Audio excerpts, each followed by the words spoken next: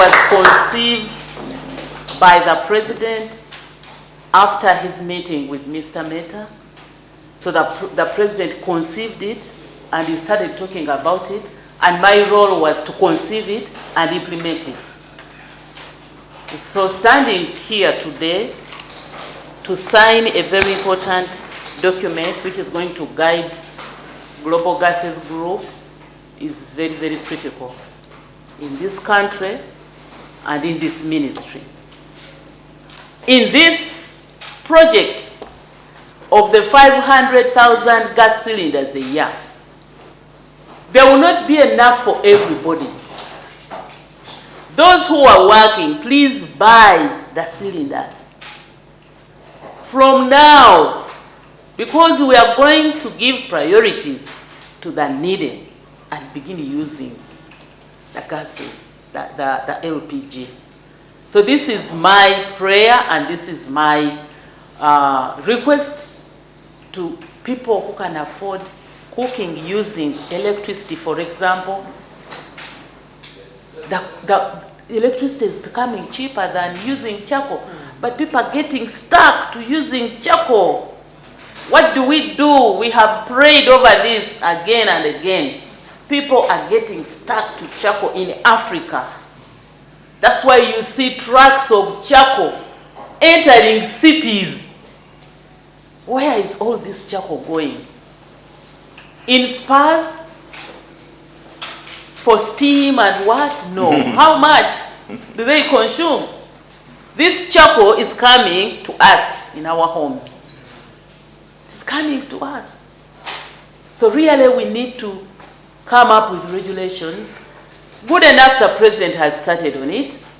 His first executive order number 1, was to stop cutting of trees in search for burning charcoal and all that in one part of this country.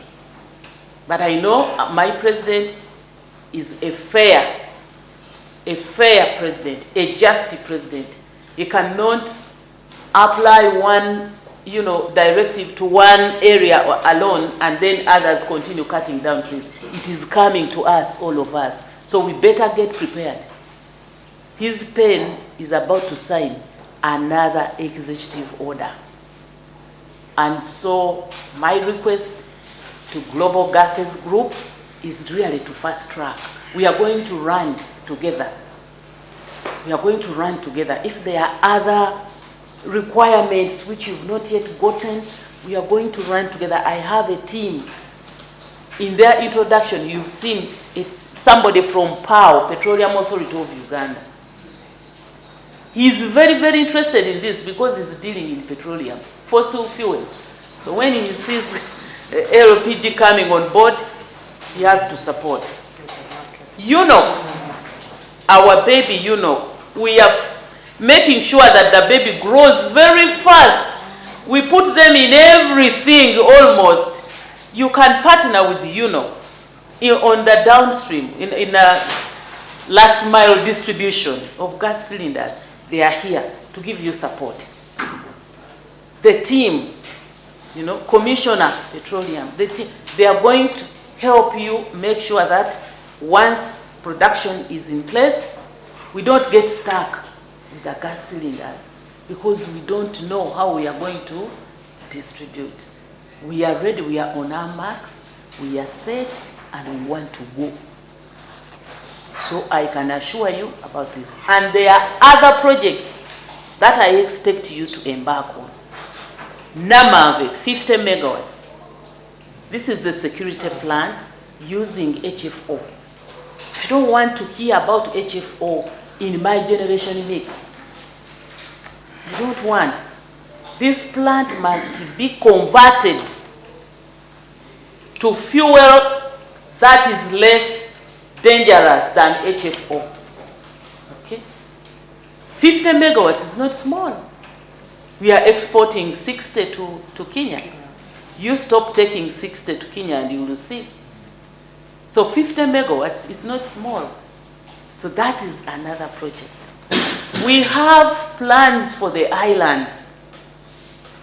I need a quick system that can take energy, clean energy. In the islands, we have 83 habitable islands on Lake Victoria. 54 are in Buvuma. The rest are in Kalangala. We have an obligation to help the fishing communities to get the facilities that can help them add value, preserve the fish. You have ice plants installed. You have the dryers to dry the silverfish and all that. All this has to be done, and done yesterday by you people who are seated here. You have the potential, you have the capacity to do this.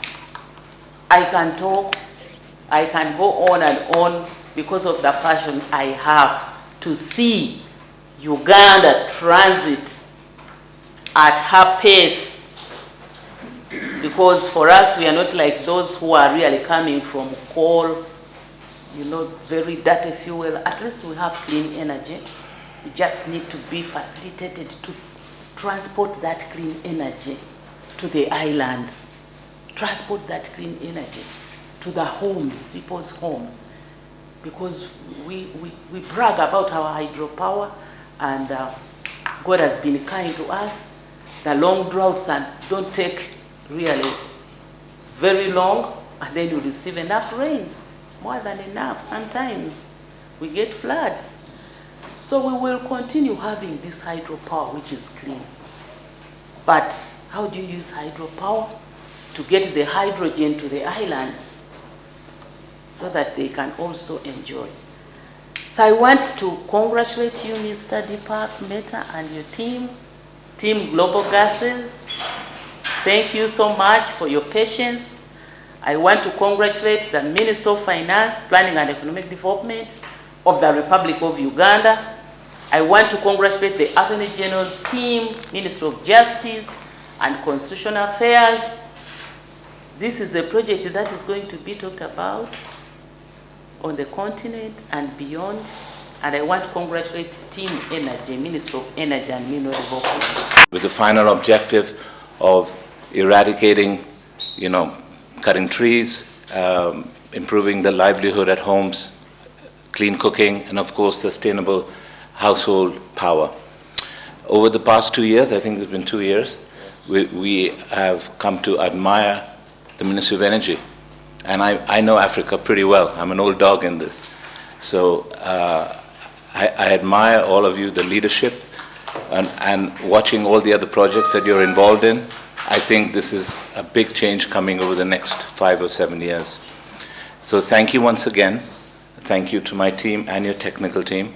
Thank you, PSR, for the compliments. Besides CSR, we are also, as some of you may know, very involved with the oxygen in this country. I'm very proud to confirm that all the plants are in the country. I went to see Upper Malago yesterday. At this stage today, Uganda is self-sufficient in case there is, God forbid, a pandemic. So our plants are all installed. And that's how it all started. And we are well progressed in building one of the biggest liquid oxygen plants in Africa, outside South Africa. Uganda will be a net exporter of green liquid oxygen. So we're completely committed to Uganda, and I can promise you our devotion, and I can promise you that my children will continue this legacy.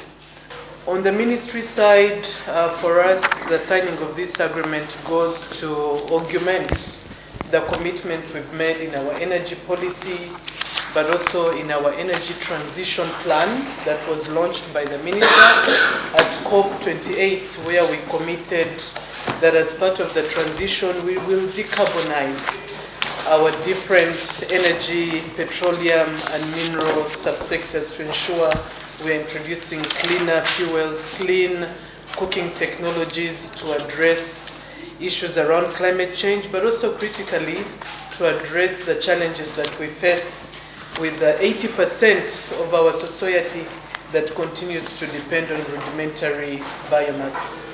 And if you look at the effect of this 80% population, that is depending on rudimentary biomass. We've seen increased levels of deforestation, and we believe by introducing these interventions, we'll be able to undo that trend where we are destroying our forest cover. But critically, as a ministry, we also undertook a study that assessed the penetration of liquefied petroleum gas within our population, and we did identify some bottlenecks.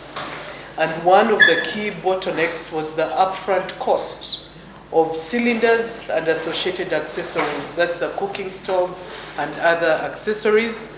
And these were hindering our target of ensuring a larger number of our population can then move to cleaner fuels, such as LPG. If you look at our numbers today, Uganda is consuming about 35,000 tons per year of LPG, which is way below at about only 2% of our population. We're looking at the Kenyan numbers and Tanzania, and we noted that Kenya is consuming today about 350,000 tons per year of LPG. Tanzania, including their forward markets, utilizing about 250,000 tons per year of LPG.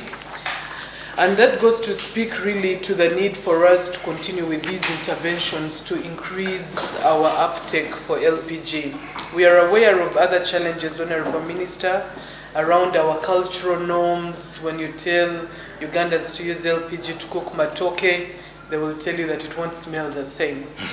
So, and Honorable Minister, you demonstrated the other day with the British High Commissioner that these interventions, you can use them and the food can be the same. It will taste the same. So we want to encourage Ugandans to really support these programs when the program is running, where we commit to produce about 500,000 cylinders over the period of the project of 10 years. We should be able to support Ugandans with 500,000 cylinders per year to be able to transit as part of this transition. So for us, as the ministry, this is definitely a great milestone, and we've had a big team on this. We've worked with a team from the Ministry of Justice and Constitutional Affairs, Ministry of Finance, Planning and Economic Development, Ministry of Justice. We've worked with also UNOC, Petroleum Authority of Uganda, but also the critical ministry team on this. So it's been a busy team, a very committed team that has seen us to this point. So I want to equally thank the technical team that I worked with in the negotiation of this agreement to arrive at this point in time. And Honorable Minister, we want to thank you for the continued guidance that you provided to the technical team as we negotiated with Global Gases that saw us arrived at this point. And of course, DPAC, ANAB were always on phone clarifying. I want to thank you for your commitment, but also your commitment beyond the project. They've done some corporate social responsibility that speaks to the company's commitment not only to invest, but also contribute to changing the lives of the people of Uganda. So we congratulate you and we look forward to a fruitful implementation.